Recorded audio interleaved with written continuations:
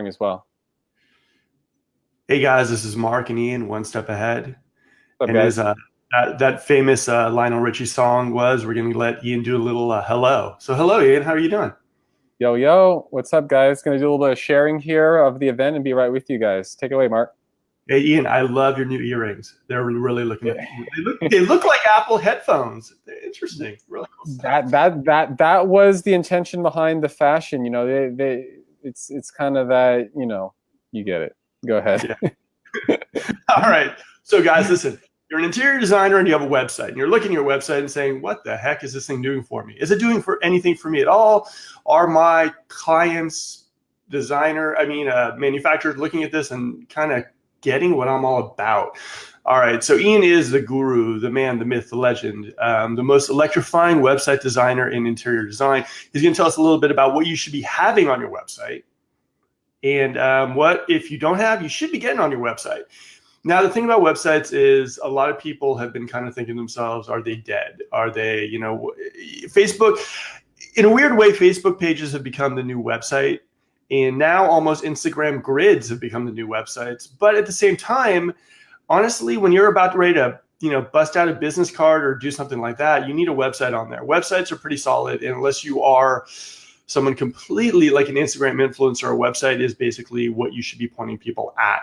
It's a great way to lead capture, to capture people, put them on an email list. And your website really needs to show a person something within the first, I would say, maybe 3 seconds to leave them on the website. The about page needs to be crisp. The photos need to be very connecting you with your audience and all this kind of stuff. So there are a lot of things about websites that really need to be on point.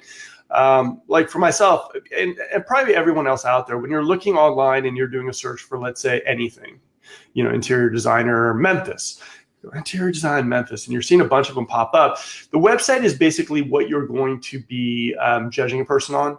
If the website's on point, you're going to be like, all right, that designer clearly knows what they're doing. If the website's a little, kind of templated or whatnot, it could be a complete turnoff to the person. They could be thinking to themselves, this might not be the designer I want to work with. The other thing too is, a website really does set the tone of your pricing, in my opinion, as well. A website reflects, like, if someone goes to Marie Flanagan's website and looks at it, they're going to say, like, wow, this is really something, she's really top notch. And all of a sudden you're kind of gauging on the pricing structure. So that's my opinion. Again, I'm not a designer. I'm just from the outside looking in. I can just only tell you my opinions and how I'm looking at it. So Ian, how are we doing on the sharing? Almost done. And yeah, I totally agree. You set that up really well, Mark, in terms of why a website is important. And right after I do this sharing, we're going to get into certain elements that make sure that you can consider putting on your website to help you towards that end. To give you a couple more. Hey, welcome everyone to the show. If you guys have comments, questions about websites, please let us know. We'd love to answer them. Ian would love to specifically. Even if you missed the live broadcast, please put your questions in the comments. Ian and I will go back and we vigorously and always try to go back through the comments to make sure and answer everyone's questions, to make sure that if they have a question on the live broadcast itself, we can very much answer that. Also, hello to our viewers in Poland. We're very big in Poland, Ian, I hear. Our viewers love us over there. Yeah. We're like the tech show in Poland. It's odd, but yeah, very true. All right, Ian, how are we doing on sharing? All good, ready to go. Okay, so this is one of the topics that I love the most. I'll tell you why, because Ian gets to answer the questions and I get to ask him the questions. So this is kind of cool for me. Ian, I'm a designer. I'm looking at my website thinking to myself, what are the things I should be having on my website? Lead us in, what should we be, what should I be concerned about? Sure. So first off, obviously there are a number of things, a whole checklist of things that we could go over. But today I'm going to really focus on 3 in particular. And I've created a blog post on my website, housedigitaldesign.com, that really fleshes out a set of 10, as well as even additional ones to consider. So it's really thorough. What was that website again? housedigitaldesign.com. All your website needs. There we go. But today, really want to focus on three in particular that I'm really excited about these days. I think is really important. Let's go to the first slide, Mark. No, this is not the slide. Go to the next one. No, next one. I must have put it at the very end. Go to the last slide, the very last slide of the. Is that the very last slide? No, there you go. This is the one.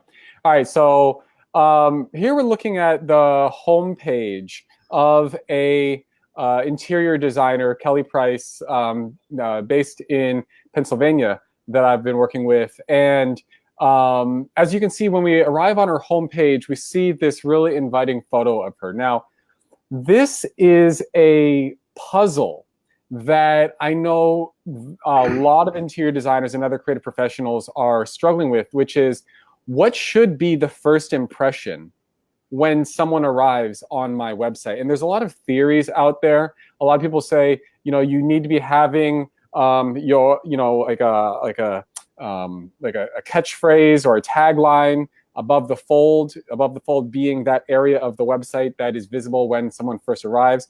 Some people say, you typically on an interior design website, you'll see like images of their work as a slideshow, or maybe just one image of their work. And this is what we're looking at right now is the approach that I believe is the most successful. And not just me. I was actually at Bold Summit last year, put on by Julia Malloy, and she had a guest that was talking about this very same thing. And he also, I forget his name right now, but he also advocated for putting your face right out there on the homepage of your site. Now, but it's not just your face though, because here we see Kelly Price in front of her home, actually, with her dogs. And so many things are coming through here, right? We see the logo at the very top, Kelly Price Interiors, and right underneath, we see her. So it really connects the dots of, oh, this is a person. This is a service provider. That may seem trivial, but it's not. People are coming to your site as much for you as they are for your work. And this photo here really sends the message that she's friendly. She's probably easy to talk to.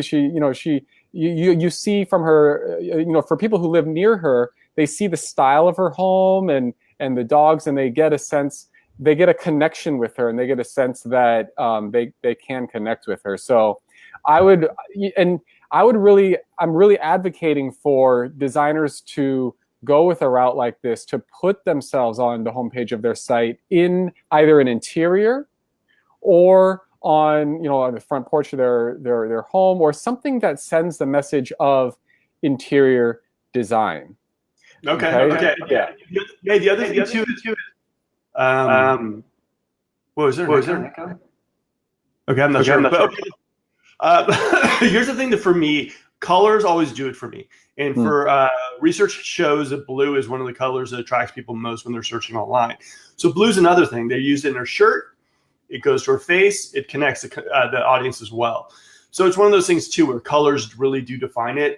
Look at the colors. They're very vivid. They're very inviting. They're very much like drawing your eye towards her. For me as a user, and I'll talk right now a little bit as a user, I hate scrolling. And I hate busy websites. Mm-hmm. I don't want to go to a website and have to think about where I want to go to, or there's too much stuff coming at me. This website does it for me because I know exactly where my eyes should go.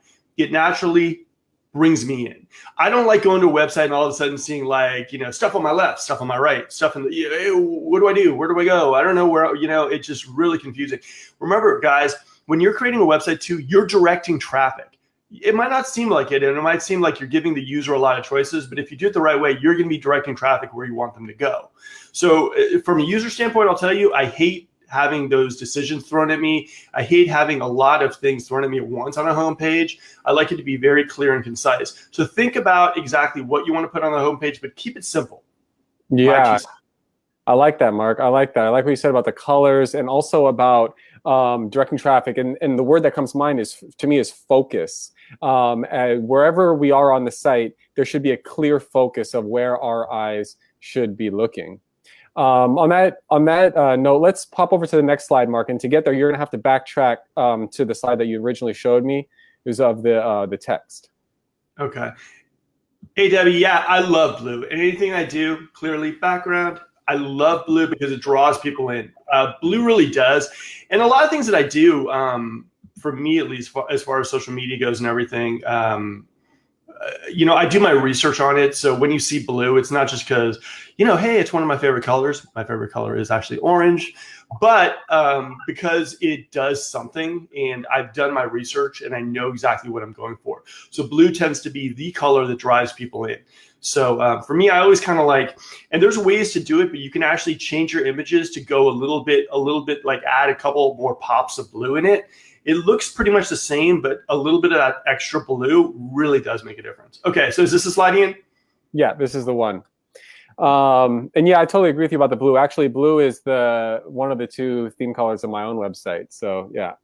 Now here, what we're looking at, you guys, is a letter to the client. We can call it a client letter. Okay, and this is on the homepage of a website for one of my clients, Susan Hill, SusanHillInteriorDesigns.com.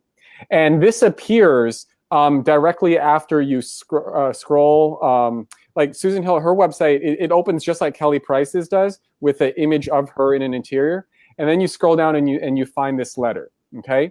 Now, I'm just gonna read a bit of it here real quick for you guys, because I know you can't probably read that, but it goes like this. It says, Dear homeowner, you want your home to be a harmonious, livable sanctuary. You want it to look like the homes you've seen in magazines, the ones you Pinterest while you unwind at night. But you're very busy. You work hard managing your children's school pickup and after-school activities, cooking and planning parties. You're too busy to design that dream home, or you don't know where to start. I get that. Together, we can build your dream home, the one that is functional and lives like lives like you want it to. We can design a floor plan that works for your growing family, create that wine room of your dreams, or program a functional kitchen where you can host cozy meals for your friends and family. I want you to live your best life in a home you've dreamt about. My mantra is transform your home, transform your life. I invite you to view my work and learn about my approach to interior design. Then feel free to reach out. I look forward to speaking with you. Susan. And under her signature, it has Susan Hill, ASID, Charlotte, North Carolina, and then it has her email and her phone number right there.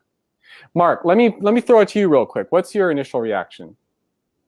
Well, I wouldn't mind seeing a video of her saying that. I think that'd be kind of sharp. I like that. I think that email or that verbiage also should be tied into, if anyone, that should be the first thing a person gets when they subscribe to our email list as well. Something to that tone. No, but I like it. I think nowadays, this is a horrible thing to say, but the verbiage might be a little too long for a person to read all through it. But I do like the sentiment. I think it does really play in really well. But nowadays, it's like, the videos are what really are tying people in together. So I wouldn't mind to see her sitting there in a nice decorated house, in a nice chair, and kind of a little bit talking and just kind of like saying this stuff on camera in a video. I think that'd be kind of cool. That's my 2 cents. Yeah, 2 cents taken. And obviously, video is hot. Video is hot for a reason. People really connect with video. But now here's the thing. Video is not cheap and easy to do professionally and polished, right? I mean, to do that, to create a video like that really presents Susan professionally, reflects her brand. She needs to get the lighting right. She needs to get the audio right. She needs to work with a videographer to do it the way that Marie Flanagan has done it on her website. That's a gold star branding video. But for designers out there who are not ready to make that investment yet, or don't feel comfortable enough on camera to really do that well, I see this letter as a way to communicate these sentiments in a focused, concentrated way. Now, let me speak on that for a second, because what we're seeing right here is obviously very different than what's really popular these days in website design. And really popular is like little short blurbs of information, pop, pop, pop, pop, as you scroll down the page. You know, a lot of people would look at this and say, this is so text heavy. Like, who's going to read all of this, right? And this, and that is I think a fair point to a certain extent, but I think that there is I think people are going a little bit too far in that direction. And I think there's something to be said for a letter, because it allows the reader to settle into the rhythm of the language, to just focus for a second and just listen. And I think that as long as the letter is written well and speaks to the client, I think this can be very refreshing, because so often people go to websites and it's like, okay, yeah, you're throwing all this stuff at me, but just talk to me. Just talk to me. Just tell me tell me what it is you understand about me, and tell me how you can help me, and tell me what's the best way to get in touch with you, and just give it to me. You know? No. Look, here's the thing. I'm totally with you. And in the day and age, like, I mean, the truth is everyone picks up a video as opposed to a book. Books. I get where you're coming from. And like, I don't say it as, like, for me, I love this letter. I think it's fantastic. But for me, I'm not thinking about it from me. I'm just thinking about the average user that's out there that's looking around. We're like a very much a boom, boom, boom generation. So it's kind of like go, go, go. You need to kind of get your attention. So that's the only reason I say it. I do love the sentiment of the letter. I think it's very classy. I think another approach that a person could have taken is like, and I did this once a long, long time ago with this one designer. It just basically showed a video of him with a pen and paper, and the video was playing and shooting him, and he was writing up the note. And then we did an audio track overlay, basically talking about what he was writing. It was really cool, really kind of a sharp video. Now, one thing that I want to tell to people too is like, video production is an expensive game. Okay, if you're an interior designer. Okay, now you'll get what I'm saying right now. If you want someone who does really good video and you don't want to pay an arm and a leg, find your local realtor that does videos, okay? He hires someone. Realtors are notorious for not paying a lot of money. So the video people that they use probably going to be relatively inexpensive. Call the video people up and say, this is what you want done. I guarantee you can get a video like Marie Flanagan's done for probably about $400 to $500. Okay, honestly, straight to the point. I'm a realtor. I know that sounds crazy, but once you call up a video person, you're like, "Hi, I'm an interior designer. I was hoping to get this type of video done." All of a sudden, the video person starts seeing dollar signs like ding, ding, ding, ding, ding. A video that they're going to charge a realtor like $400, they're going to charge you maybe $3,000 to $4,000. So I'll be honest with you, I'm a realtor, and that's definitely how it goes. So I'm not telling you something that is complete BS. That's the truth. So if you're looking to do something and you don't have the real budget to do it, look at some of the real estate videos out there that are really good. Contact the people who do these real estate videos. The reason why I say this too is because a lot of the realtors have a lot of listings. So for working with a video person, they need someone who can actually do stuff on the fly, not really that expensive.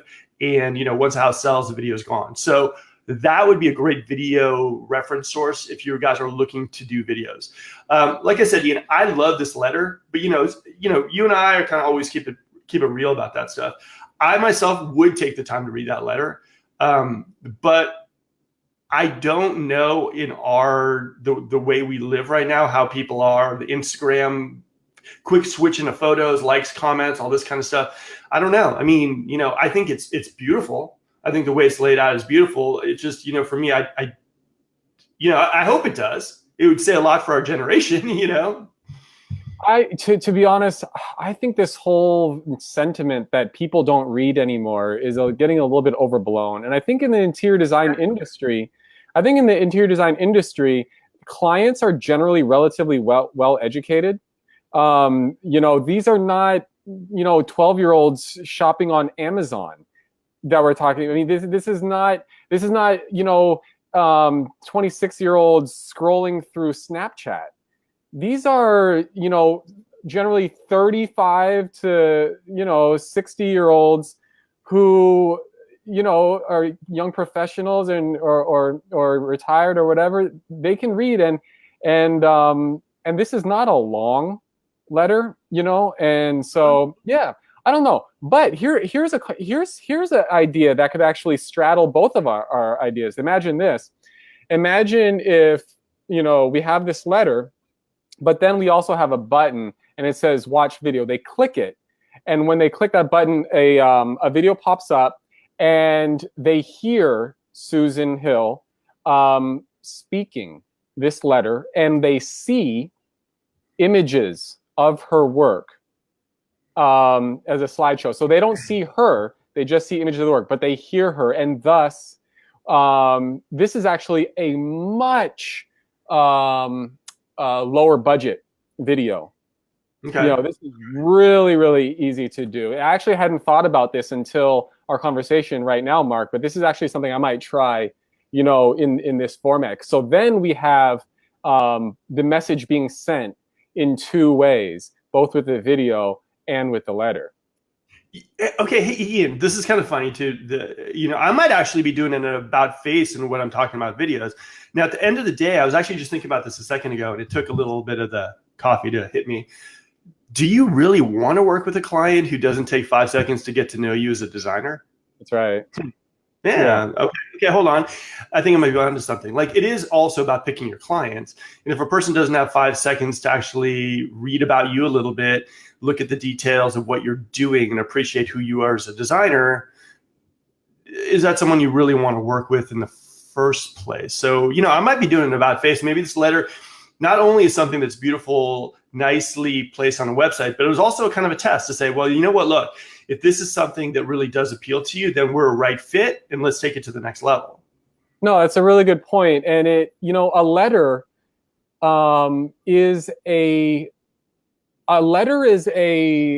is something kind of the past. You see, look at the way this letter is written out. Dear homeowner, right? And then it's signed with her signature.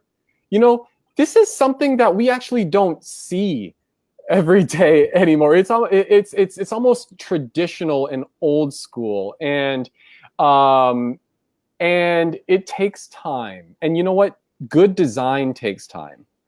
And the design process takes time, and this letter sets the tone a bit that, hey, you're not shopping for a toaster here. Okay, this is a relationship. This is the beginning of a relationship between the two of us. Okay, I like that. But hey, what if I took this a step further? I didn't mean to interrupt, but okay. Well, continue your thought. Sorry about that. Yeah. So this is a relationship. This is the start of a relationship, and I think this letter, there's no way better to start a relationship than this really approachable tone, written in the first person, addressed directly to the homeowner, and signed with a personable signature, with their email and phone number below. I think we've all had the experience of going to a service provider's website before, where we arrive and it's like, hey, you're throwing a whole bunch of stuff at me here, but I just want you to tell me that you understand what I want. I want you to tell me how you can help me, and I want you to tell me what's the first step to getting started and how I can reach you. That's all I want to know, and this letter just focuses them into those points, Okay. Yeah. I will say this one thing about the letter too, is the idea of like getting away from your templated websites, and it's an easy kind of like thing to do. Everyone goes on to WordPress, buys a template, tries to edit it. When you see things like a letter, things that really kind of stand out and set you apart, they also get a person thinking to themselves that you took a lot of time to create your website. It's not so templated, and it kind of, at least for me, I hate templated websites. They're just so easy to spot. For me, it's just not a big fan. And a letter like this could actually probably make me wonder, oh, okay, what's going on with this website? So just up my 2 cents again. Yeah, it definitely breaks it it definitely, yeah, it breaks that stream of expectation, right? And it jolts them into this moment to just sit here with this designer for a second. Yeah, I agree. All right, Cool. let's hit number It's three. been cool. This has been cool. I really like this though, Mark. I really like what we talked about. This is really giving me a lot of ideas. And I think one of my conclusions with this, I think, is that I'm really excited about actually is to try out that idea of having both the letter and a video that send the same message. Because in website design, one of the most important things is feeding information to people in the way that they want to be fed. And some people prefer video, and some people prefer to read. So, but yeah, so let's talk about this. Go ahead. Yeah. The other thing, okay, one last thing I'll say about this, and I know I'm becoming a little long-winded, but the thing that I do like about the videos is the repurposing of the videos. You know, you can host it on YouTube, you can share it on Facebook, you can put it on the website. So there are a lot of ways where you can use this video, and that's one of the things that I really do like about videos. You can use it on Instagram, you can use it wherever you want to. So you could create it as a centerpiece, but by this video going into different social media platforms, you somewhat create branding around this video. People are starting to get used to see this video, see you talk about design. That ain't bad. Mm-hmm. I like that. All right, slide number 3. All right, so what we're looking at here is a screenshot of a website of April Force Pardo, who's based in the DC area, Baltimore, DC area, one of my clients as well. And we're looking at one of her project pages, okay, in her portfolio, and it's called Overhill Road. This is obviously every interior designer needs a portfolio on their site. So that's not the question. The question is, how should a portfolio be presented? Obviously, the most common way that we see is for just to be photos of the project and maybe a title of the project, and that's about it. You know, no description or anything. Okay, so what we're looking at here with April is what we've done is we actually have a short synopsis, a 2-sentence synopsis, and it reads, our client wanted 2 distinct living spaces within one large room. With 3 entrances, a careful layout ensured that traffic flowed smoothly. Okay, so this is what I call a project synopsis. And this is something that I feel very strongly about when I go to the websites of an interior designer.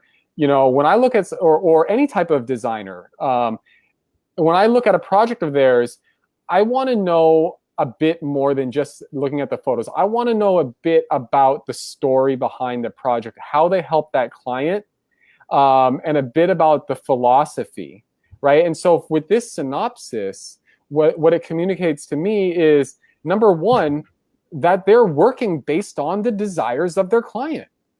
They're saying our client wants it, right? They have a client-centered approach to design. Okay, they're not just coming into a space and saying, oh, I'm just going to put this here, and this there because that's what I think looks good. No, they're having a conversation with the client and says, how do you want to use this space? What is important to you? And every client wants to hear that. So if you're an interior designer and you are not articulating this in your projects, that you are listening to your clients, I think you're missing out on a big thing there. The next sentence, articulating with 3 entrances, a careful layout ensure that traffic flowed smoothly. It really speaks to kind of the intention, behind the design. That what was really important here was to create a really flowable space, and as I look through the photos of the project, then I'm going to really look at that and notice that. So in other words, the project synopsis can help add depth to the viewing experience of your photos, because if it's just pretty photos, then there's the risk that the eyes are only going to see beauty, but they're not going to really notice and appreciate the work that you've done function-wise. And imagine if you had created a custom built-in, or you had done all custom upholstery. Those are things that you can point out in the project synopsis to help the client notice that and appreciate that, and otherwise they may not have. That's all I'd say about that. Mark, what strikes you? No, I like it. I like the background image too. I like how it's a shade darker. I like how everything's brought out in it. Yeah, I think the whole idea of connecting with your client on various levels needs to be achieved in the website. I'm a big fan of like directing traffic, and I think this does a fantastic job. Let me ask you something real quick. Okay, this is something that for me is very, I think it's very crucial for our audience, and this is something that they're going to love to know. When should you be introducing an email newsletter on a website? I know, but hey, we talked earlier. I'm throwing you curveball. Yeah, that was a total curveball, but we can vibe with that. When should a website be introducing an email newsletter? Now, when you say when, are you asking about like kind of when in the website experience? Okay, check this out. Newsletters can come out like right away. Like you get on a person's website and they pop up. That I hate the most. Straight up hate the most. Mm-hmm. Okay. But you can also have it tailor-made. You can have it like directly on the page, so there's no pop-up. You can have it on the side. You can have it delayed by 3 seconds. You can have it delayed by 5 seconds. You can have it delayed when a person clicks off the page, then the pop-up appears. You can have it even set up so when they get to a certain place on your website, like 2/3 of the way down, it pops up. Like, and I know this is not really something, you're more the aesthetic of the website, but I know that a lot of people that you work with talk to you about the email newsletter because it's really what people should be living and dying off of, getting this newsletter big, correct? Yeah, absolutely. And this is absolutely something that I work with my clients and put a lot of thought into and have a lot that I can say about it.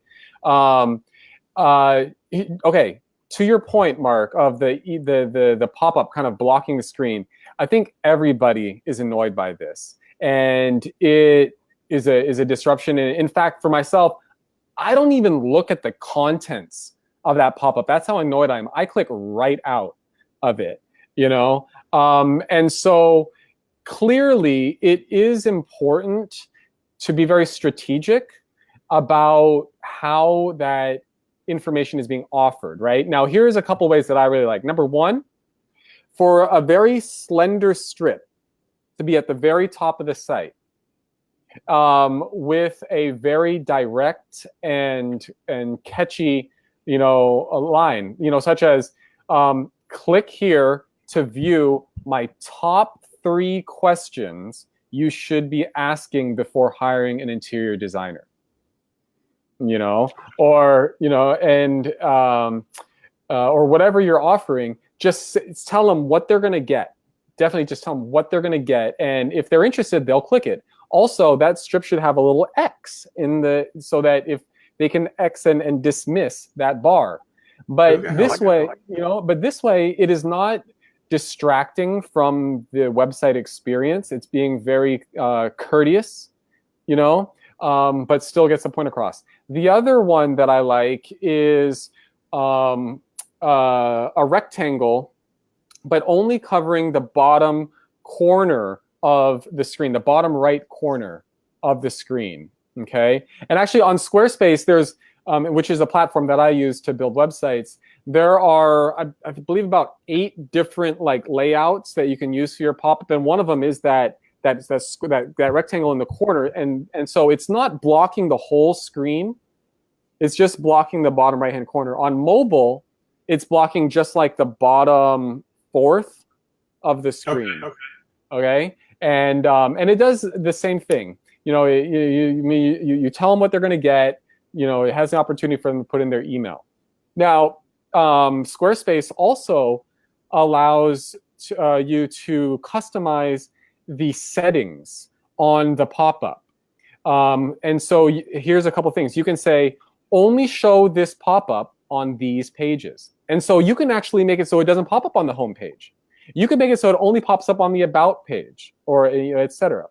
It also says, only show this pop-up once the viewer has scrolled down X% of the screen. So only after they've scrolled down 50% of the screen will this pop-up appear, or only 75% of the way down, or only after the viewer has been on the site or on the page for at least 5 seconds, or 10 seconds, or etc. So in other words, you can control with Squarespace, and I'm sure WordPress and other platforms have functions like this as well. You can control the timing and the placement of the pop-up in order to mitigate the irritation to your user. All right. Yeah. I like it. For some reason, there's a little bit of echo. Testing. 1, 2, 3, 4. Echo. All right, we're good. All right, so Ian, let's. We're already at like 36 minutes. So let's wrap it up. Give us some like bullet points and actionable items that a person should be looking at their website if they're reviewing them themselves. Also, I will say this one thing: Ian is the best website guy that I've run across. He's amazing. He's patient. He's smart. If you guys are looking for someone to look over your website to see if you need a little tune-up or if you need to actually shift gears completely, he's the guy you should go for. Very affordable, very approachable. Sorry, I shouldn't say, but he's very approachable. You called me cheap. Yeah, I know. Seriously, you got to find the balance of coffee. Usually I find it within the first hour of drinking it, so I'm good. But talk to Ian. He's a good guy. He'll look over your website, tell you what you need, his opinions on it.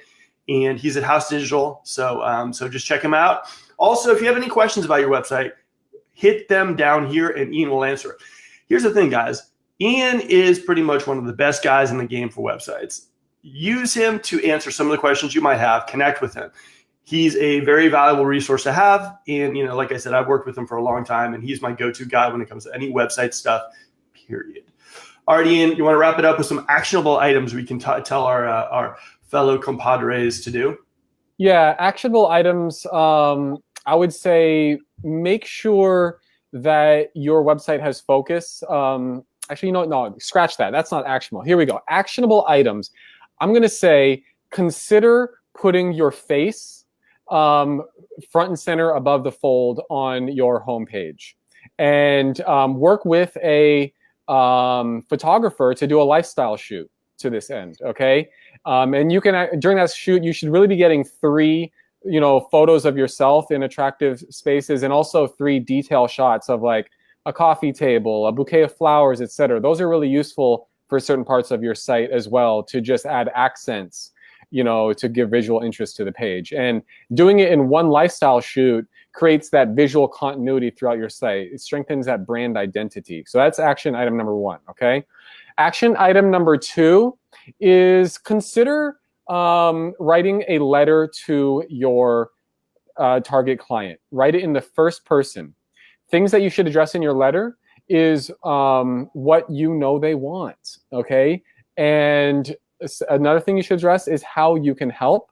And the third thing you should address is how to get started working with you, okay? Consider creating a signature that is right under your letter. And it doesn't have to be a letter. You could break it up over certain pages, as bullet points, et cetera, but these are definitely things that you want to hit. Doing it as a letter, as Mark and I were mentioning, is a very useful way to switch it up a little bit, take them out of the rhythm of, oh, this is just another website. I've seen this all before. It's a very personable way to speak with someone, and it really sets the tone for that relationship, that personable, in-depth relationship that you will have with that client. Action item number 3 is consider putting project synopses on each of your projects, in which you can really bring that project to life, to highlight the ways that you really do listen to your clients, and also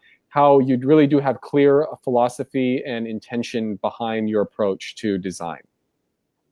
Okay, I like that. Well, thanks, Ian, for the website guru talk. Next week. Sorry, Mark. Let me just add also that, as I mentioned at the beginning of this video, I have created a blog post called "What Should I Put on My Website?" It's on my blog, housedigitaldesign.com, and I go over actually 10 elements that you should consider putting on your website, and I go really in depth with it, and also has a video that I go through them as well. So definitely consider checking that out. As Mark said, feel free to reach out to me. I have a Ask Me Anything phone call Okay, that's what I call it. It's an Ask Me Anything phone call, and you can find out on my website. I offer that at a reduced price for first-time calls. Okay, and it's literally an hour of my time that you can ask me anything. We can do it as a brand audit. We can go through questions that you have about your website. We can get as technical as you want on your if you have Squarespace, and we can talk about copywriting. We can talk about photography. We can talk about anything you want. Ask me anything at a reduced price. Check it out on my website, housedigitaldesign.com. I'll be happy to speak with you guys and help you in any way I can. Also, if you guys are watching the replay of this at nighttime, please join us in the One Step Ahead drinking game. Anytime Ian mentions his website, you have to take a drink of your wine. So we're introducing that today, episode 11. All right, guys, listen, thanks for tuning in. Next week, we're going to be talking about house. We're going to grab all that house drama, throw it away. Okay, we're going to talk about house just as a social network. If it's worth your time to invest a little time to kind of jump into house, has it been yielding results for other people? Is it something you should be investing your time in or not? Like I said, drama-free conversation about house. This isn't anything that we're not going to be storming the Bastille or anything. We're just going to be talking house. And how we review it as a social network and if it's worth your time at all. All right, Ian, since you did the talking, let's hear you do a little pandering. Go. Yeah. Pander. Listen, if this has been valuable to you guys, please share to anyone who you think that this would be valuable for. This has been One Step Ahead Live with Mark and Ian, a weekly power hour of tech and techniques to market your design business, guys. Thank you, guys, and we'll see you next week. And that's it. Talk soon.